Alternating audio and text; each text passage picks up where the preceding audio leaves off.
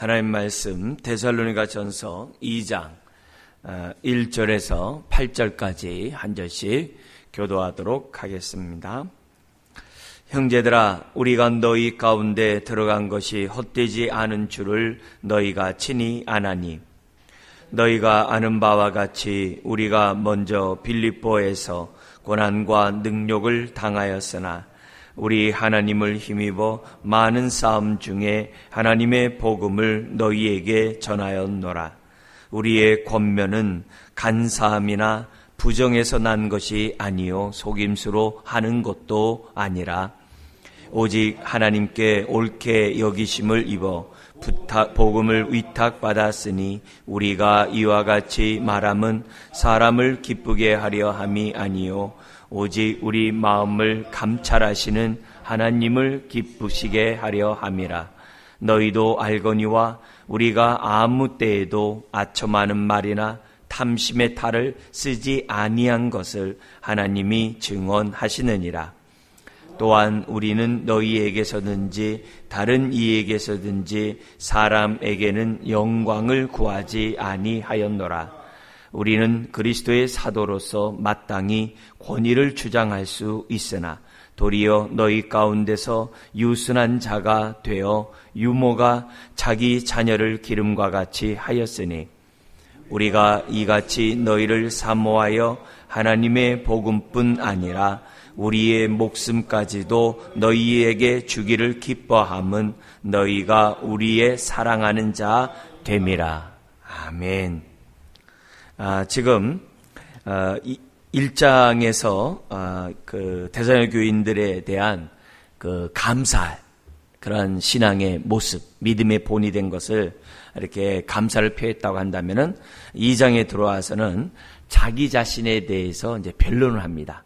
특별히 2장 우리 전반부의 16절까지 우리 다 읽지 않습니다만 16절까지는 데살로니가에 있었을 때 그 바울을 모함하고 비방하는 자들의 그 부정적인, 지금 방금 우리 읽었잖아요. 그런 내용들에 대해서 자기 변론을 하는 거예요. 나 그렇지 않다. 근데 이렇게 자기 변론하려고 하는 것은 자기를 알아달라고 하는 게 아니라 자기가 전한, 바울이 전한 그 복음을 사람들이 드려요. 사람을 부정하다 보면 그 입에서 나오는 모든 걸 부정하게 되잖아요. 그 복음을 사람들이 버리지 않도록 하기 위해서 자기 변론한 것이지 자기를 자랑하려고 한 그런 내용은 아니라는 겁니다. 그래서 데살로니가에 있을 때 내가 어떻게 사역한 거 너희들이 알지 않냐? 봐라 하면서 자기의 모습에 대한 변론이라고 한다면 2장 17절부터 3장 13절까지는 내가 본의 아니게 지금 너희를 떠났지만, 왜냐면 막 폭동이 일어나고 야손이 막 재판에서 이렇게 재판받는 이런 상황이 막 벌어지고 그러니까, 그리고 또 바울에 대해서는 그 공격이 너무 심하다 보니까 또 여기 데살로니가 교회가 정말 극한 그 환난 가운데서도 하나님의 말씀을, 복음을, 기쁨을 받았다고 그랬잖아요. 그 교인들조차도 지금 너무 핍박을 당하고 있으니까 바울이 잠시 피한 거거든요. 그래서 내가 빨리 가기를, 다시 너희들에게 갈 거다. 내가 너희들을 가고자 했지만 사단이 막았다. 내가 그러나 너희들에게 먼저 이제 디모데를 보내고 내가 나중에 꼭 갈 거다. 그게 이제 3장 13절까지 이어지게 되는 거예요. 그래서 바울이 이렇게 빨리 떠난 거는 여러 가지 너희들이 이용해 먹은 거야. 왜냐면 그 데살로니가 교인 중에 귀부인들이 예수 믿었다고 그랬잖아요. 그러니까 귀부인들이 회당에 있었던 그 귀부인들이 예수 믿다 보니까 그 사람들을 통해서 이렇게 금전적 유익을 얻으려고 하는 거야. 뭐 이런 얘기들을, 그러니까 자기 유익을 다 봤으니까 도망간 거야. 뭐 이런 식으로 너희들 생각 안 해. 이런 얘기를 한 거에 대해서 바울이 자기 변론을 함으로 성도들로 하여금 굳건한 복음에 서도록 하고자 하는 것이 바울의 그런 변증인 거죠. 자, 그런 가운데 다양한 모습으로 자기가 어떻게 사역했는지 그런 모습을 이제 설명을 합니다. 그래서 구구절절 이제 설명을 하는데, 우리가 이제 우리 제일 첫 번째 나온 거에 나는 복을 위탁받은 자다. 나는 복을 위탁받은 자라는 그런 얘기. 그러니까 보냄을 받은 자다, 주님으로부터. 또 하나는 뭐냐면 나는 유모같이, 정말 유모가 자식을 키울 때 모든 걸 다 주잖아요. 그렇게 하는 것처럼 난 목숨까지 다 주는 자다. 동시에 유모뿐만 아니라 자기는 아비같이 하면서 또 이제 9절 이하에서 또 나와요. 그래서 자기가 어떤 마음의 태도를 가지고 섬겼는지를 이제 비유를 통해서 설명하고 있는데요. 많이 모든 게 하나가 다 우리들에게 도전이 되는 그런 모습입니다. 자, 먼저 어떤 상황에서 자기가 복음을 전했느냐 1, 2절에 있는데요. 고난과 능력을 당하는 가운데, 고난과 능력을 당하고 있지만 우리 하나님을 힘입어 많은 싸움 중에 복음을 전했다라고 지금 바울이 1, 2절에 말합니다. 나는 이런 이 고난과 능력을 당하는 것이 이 데살로니가뿐만이 아니라 빌립보에서도 그렇다. 나는 어디서나, 심지어 여기만 그렇습니까? 지금 유럽만 그래요? 저 터키 소아시아 지역에서도 그냥 얼마나 많은 핍박을 많이 당했습니까? 고린도후서의 말씀을 보면요, 정말 어떻게 이렇게 핍박을 당했지? 그래서 1장에서부터 모든 위로의 아버지서부터 시작하거든요. 1장 3절에서부터 그냥 저 끝까지 13장까지가 다 정말 그 자신의 사도됨이 복음뿐만이 아니라 고난, 예수의 흔적이 자기의 사도됨을 고린도후서에 쫙 얘기해요.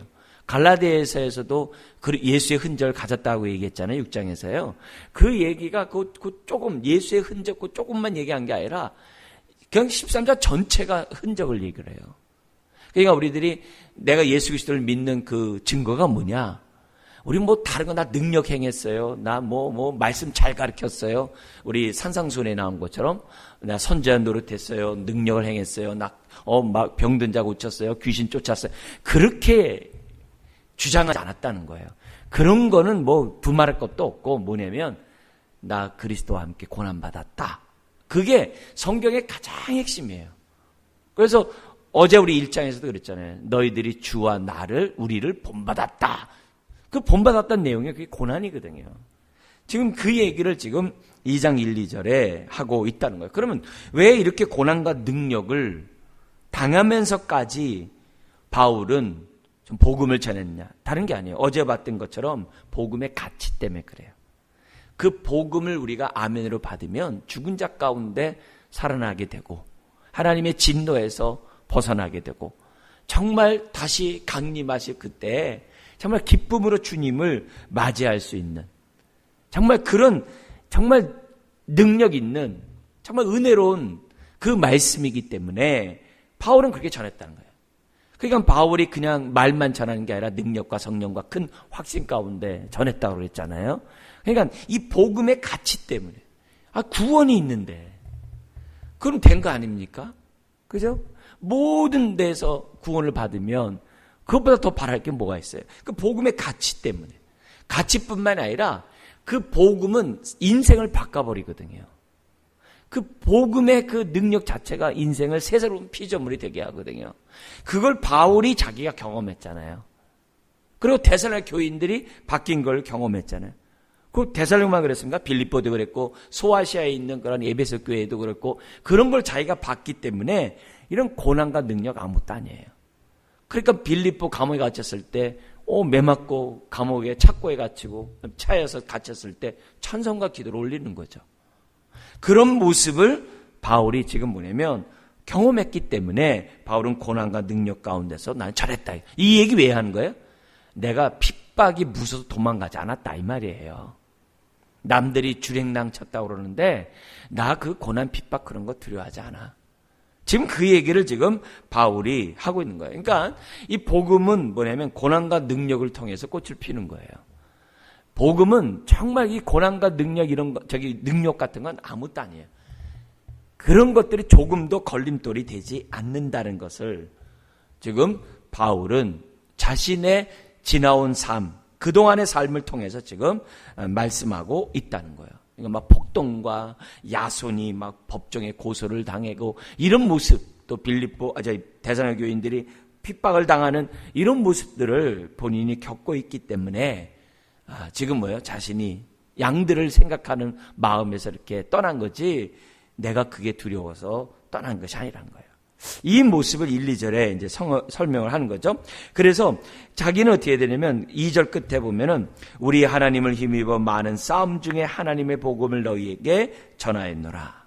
그러니까 바울은 또한 이 복음을 전할 때마다 항상 하나님의, 여기 나오는 것처럼 하나님을 힘입어. 정말 이 하나님을 힘입는 가운데 자기는 이 복음을 전했기 때문에 그런데 다음에 어떻게 돼요?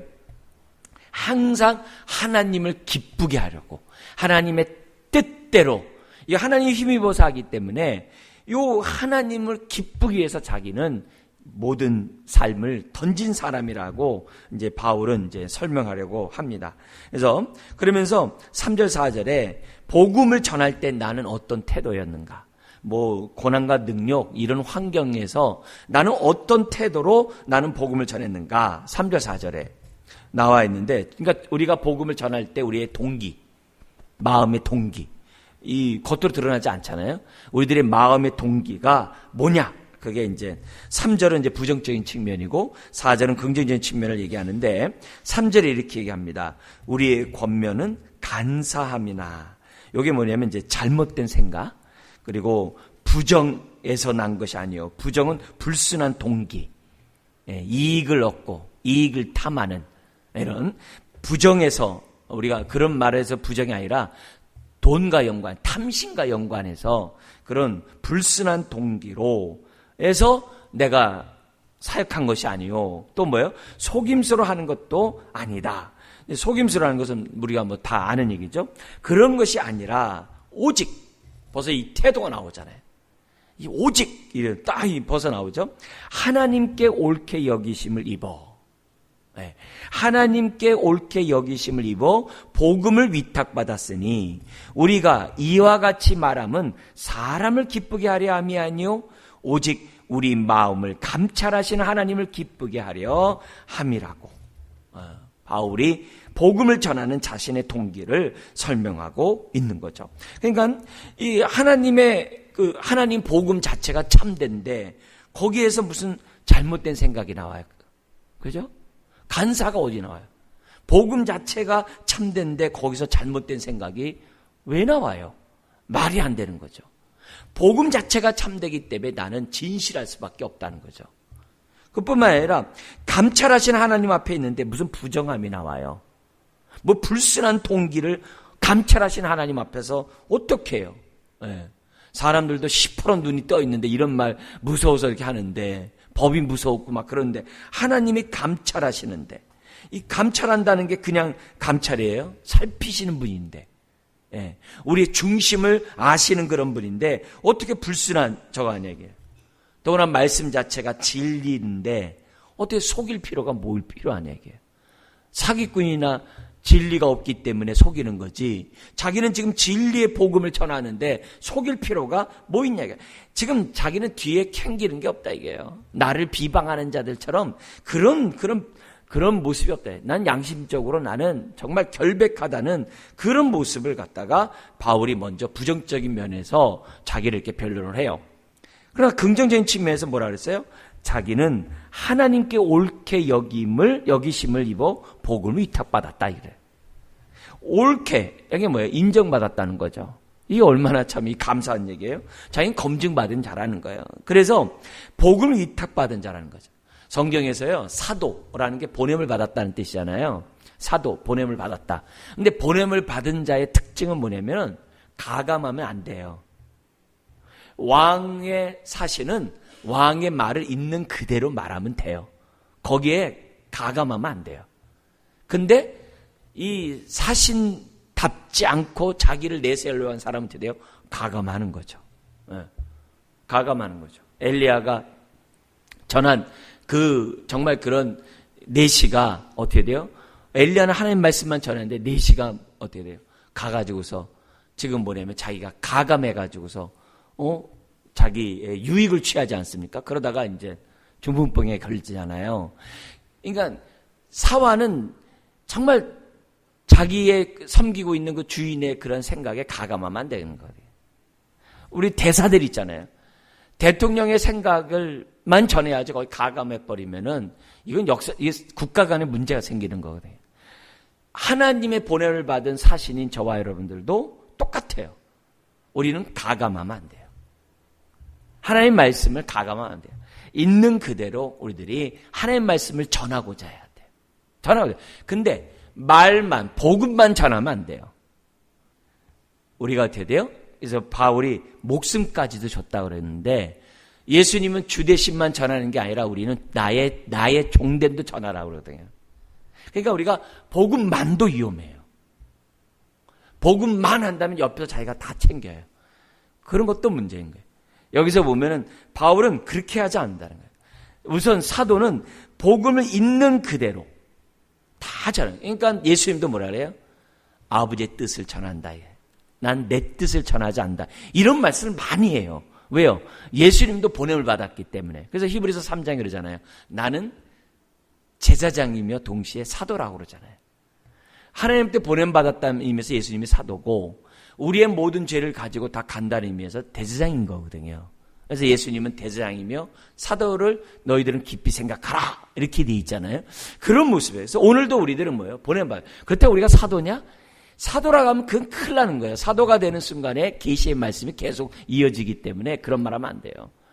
요즘에 이제 사도의 직분을 갖다가 이렇게 임명하고 선지자를 임명하는 그런 건데 그거 너무너무 위험한 거예요. 네. 우리는 사도성이라고 그래 걸려. 사도의 직분은 예수님의 그 제자로 끝난 거예요. 끝나지 않으면 계시의 말씀이 계속해요. 그래서 그들이 사도를 얘기하면서 예언하면요. 그게 이제 예언자가 되는 거예요. 그게 위험한 거예요. 그게. 아무리 하나님이 보여주고 드려주고 한다 하더라도 나는 사도요 선지라면 안 되는 거예요. 예. 옛날에 제가 섬겼던 그 교회 그 목사님이 10,000명까지 되는 그런 교회 목회 정말 열심히 뜨겁게 하셨어요. 근데 미국에서 온 하는 그 미국에 있는 그 목회자나 이런 사람들이 와가지고 뭐냐면 예수님 제 목사님 보고 당신은 하나님의 사도요. 당신은 선지자라고 임명했다는 거예요. 그걸 갖다가 녹화로 녹음되어 있는 걸 갖다가 제가 들었어요. 예? 그 내용들을 보면서 너무 충격받은 거예요. 몰랐어요. 나중에 사건이 돼가지고 목사님이 거기서 쫓겨났을 때, 감옥 가고 쫓겨났을 때 나중에 그 자료에 그게 다 있더라고요. 얼마나 무서운 얘기인지 몰라요. 무서운 얘기인지 몰라요. 여러분, 한순간에 우리는 끝까지 우리는 하나님의 말씀에 따라 우리들이 서야 되지 잘못되면 큰일 납니다. 어쨌든 여기서 우리는 사도성을 갖고 있는 거죠. 우리도 역시 보냄을 받은 자로서 우리들이 하는데 사도직이라고 이렇게 딱 규정해버리면 안 되는 거예요. 다 저와 여러분들은 보냄을 받은 자로서 있는 그대로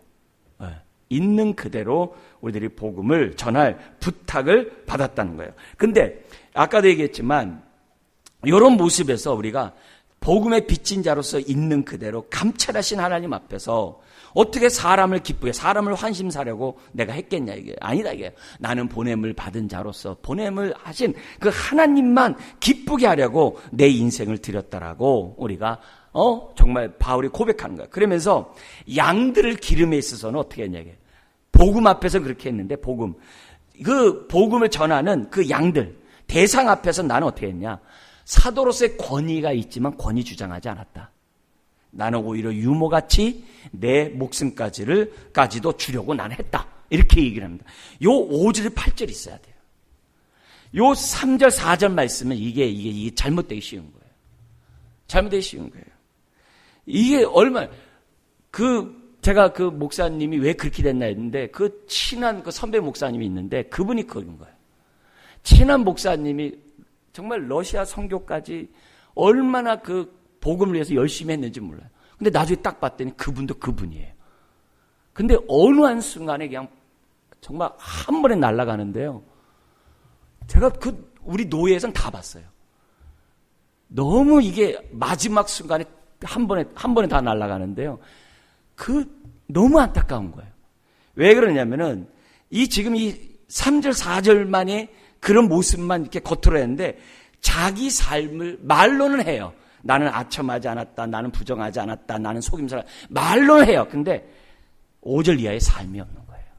네. 그게 이제 드러난 부분들인데 저나 여러분 모두가 조심해야 돼요. 뭐냐면은 먼저 양들 앞에서 똑같이 5절 6절 부정적인 측면에서 7절 8절은 긍정적인 측면에서 얘기를 하는데 5절 6절에 이렇게 얘기를 합니다. 같이 한번 읽어볼까요?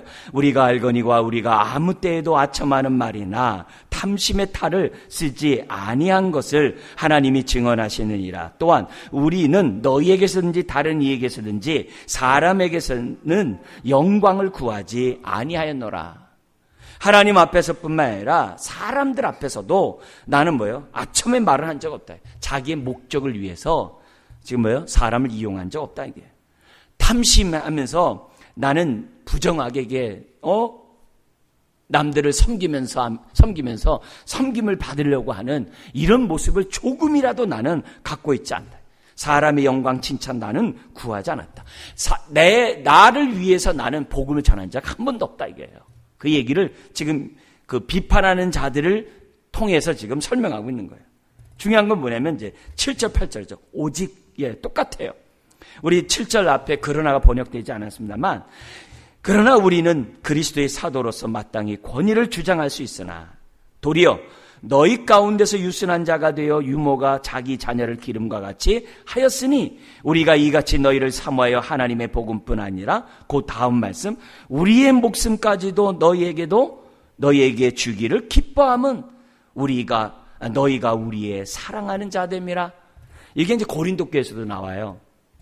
바울이 뭐냐면 정말 그 구절에 나오지만 민폐를 끼치지 않게 해서 주야로 일을 해요. 일을 해가지고서 자기의 뭐냐면 생활비를 댑니다. 그러니까 고린도 교회 비판하는 자들이나 데살로니가 교회에 있는 비판하는 자들 뭐냐면, 자 봐라, 바울이 뭔가 캥기는 게 있으니까 지금 뭐냐면은 자기가 교회로부터 이 후원을 받지 않는다는 거예요. 근데 후원을 받지 않은 이유가 고린도 지역에서는 왜 그러냐면은 철학자들 때문에 그래요. 철학자들이 이 마을 저 마을 다니면서 강연하면서 강연료를 받으며 살았어요. 그럼 자기가 그렇게 하다 보면은 자기가 어떻게 돼요? 똑같은 또 하나의 어떤 종교의 한 사람을 오해받을까봐 일치 안 받은 거예요. 왜? 그러면서 그래요. 고린도 교회가 초신자들이기 때문에 오해한단 말이에요. 데살로니가 교회도 마찬가지인 거예요. 초신자들이란 말이에요. 그들에게 뭐냐면은 자기가 생활비를 받는다면 문제가 생긴다는 거예요. 근데 감사하게도 빌립보 교회가 2번씩이나 선교비를 보내줬거든요. 그러니까 데살로니가 교회에서는 그렇게 자기가 밤낮에 일할 이유가 없는 거죠. 그러니까 기회가 안식일 날 교회에서 회당에 가서 복음을 전할 수 있는 기회도 된 거고 여러 가지 삶과 직업에서 할 수 있었어요. 근데 그 모습을 가지고 뭐냐면 캥긴다는 거예요. 왜 이런 말을 하냐면 베드로와 그의 일행들이 뭐냐면 다 헌금을 받았거든요. 베드로는 받는데 다른 제자들 받는데 왜 너는 왜 안 받느냐? 사람들이 공격하려고 하니까 그것도 빌미가 되는 거죠. 근데 바울은 그런 생각이 아니라는 거예요. 왜냐하면 부모가 아이들한테 자기 책임을 주지 않잖아요. 부모는 어떻게 하든지 애를 갖다가 키우려고 하지 저거 하지 않잖아요. 저도 다 큰 아들이 있지만 너 생활비 내놔. 너 저기 뭐 내놔. 너 내놔. 이러지 않잖아요. 여러분 부모한테 그렇게 하지 않잖아요. 그죠? 그러니까 그런 모습처럼 자기가 내 어린 자녀를 위해서 하듯이 어린 성도를 위해서 한 것이지 그게 아니라는 거죠. 그러나 어쨌든 바울이 그런 가운데 자기가 하는 그런 마음, 이런 말, 그 태도 있잖아요. 양들을 대하는 그 태도에 있어서 나는 지금 뭐예요? 8절인 것처럼 복음뿐 아니라 이게 굉장히 중요한 거예요. 예수님은 주님이십니다. 이렇게 해놓고 주님이시다 하고 끝나면 안 되는 거예요. 나의 종됨 또한 전해야 되듯이 우리의 목숨을 갖다가 양들을 위해 줘야만 한다는 거죠. 그래서 복음만 전하는 것은 너무나도 자칫 잘못하면 돼요. 인간이 교만하기 때문에 안 되는 거예요. 여러분도 마찬가지예요. 저도 마찬가지예요. 주여 주여 하면서도 내가 어떻게 해야 돼요? 내 삶을 드리는 걸 기뻐하지 않으면 그냥 허당인 거예요. 네, 허당인 거예요. 정말 우리가 주님 앞에 다 서서 주여 주여 주여 제가 이렇게 하나님을 섬겼고 이렇게 희생했고 이렇게 봉사하고 이렇게 전도하고 이렇게 했습니다. 한데 내 마음속에 감찰하시는 그 하나님 앞에 그분을 기쁘게 하는 삶을 살지 아니하고 또한 성도들에게 지체들에게 내가 유익을 주는 삶을 살지 않았다고 한다면 허당인 거예요. 다 문제가 된다는 것을 우리에게 목회자 자식뿐만 아니라 여러분들도 다 똑같아요. 똑같아요. 그래서 복음에는 복음과 함께 동일하게 뭐가 가야 돼요? 우리들의 삶도 섬김도 가야 한다는 거예요. 그래서 우리가 이 표 있잖아요. 복음과 빵. 네. 그죠? 또 빵과 복음. 뭐 이것 때문에 지금 서로 반으로 나눠지잖아요. 빵이 먼저냐 복음이냐. 복음이 먼저냐 빵이냐. 빵과 복음이냐. 뭐 이러면서 막 논쟁들을 많이 벌여요. 근데 그런 게 중요한 게 아니라 정말 복음과 함께 빵. 근데 빵과 함께 우리가 뭐예요? 우리의 마음이 같이 갈 때 그것이 정말 올바른 태도죠. 그런 것을 지금 우리들에게 보여주고 있어요. 그래서 오늘 이 아침에 변론을 하면서 바울이 우리에게 주어진 이 메시지, 고난과 능력, 그건 기본이다. 그리고 우리는 복음을 위탁받은, 그래서 보냄을 받은 정말 그런 성도들이다. 그래서 우리는 하나님의 복음을 있는 그대로 전하는 저와 여러분들이 되어야 된다. 그래서 동시에 복음만 전하는 것이 아니라 우리는 어떻게 돼요? 정말 내 삶을 드릴 수 있는 저와 여러분들이 될 수 있어야 한다는 것을 저와 여러분들이 잊어서는 안 됩니다. 그래서 이런 모습이 총체적으로 우리가 말로만 하는 것이 아니라 삶으로 복음을 드러내는 저와 여러분들이 되어야 될 줄 믿습니다. 기도하겠습니다. 하나님 아버지, 우리들이 신앙생활할 때 정말 복음을 앞서지 않도록 도와주시고 뿐만 아니라 복음의 열매가 우리의 삶을 통해 드러나게 하여 주옵소서. 주님, 우리의 삶이 신뢰를 주지 못하고 우리의 삶이 인정받지 못하고 우리의 삶이 사람들에게 사랑을 전하지 않으면서 우리들이 어떻게 복음을 전한다라고 말할 수 있겠습니까? 주님, 감찰하시는 하나님 앞에 하나님을 기쁘게 하는 인생으로 또 우리 지체들을 기쁘게 하는 삶으로서 아버지 하나님 살아갈 수 있도록 은혜를 더하여 주옵소서. 한 분 한 분들 다시 한번 받은 은혜를 기억하게 해주시고 받은 사명을 감당하게 해 주옵시고 감당할 때마다 하나님의 힘을 힘입어 감당해 나가는 주의 자녀들 되게 하여 주옵소서. 모든 영광 주 앞에 올려드리며 예수님의 이름으로 기도드리옵나이다. 아멘.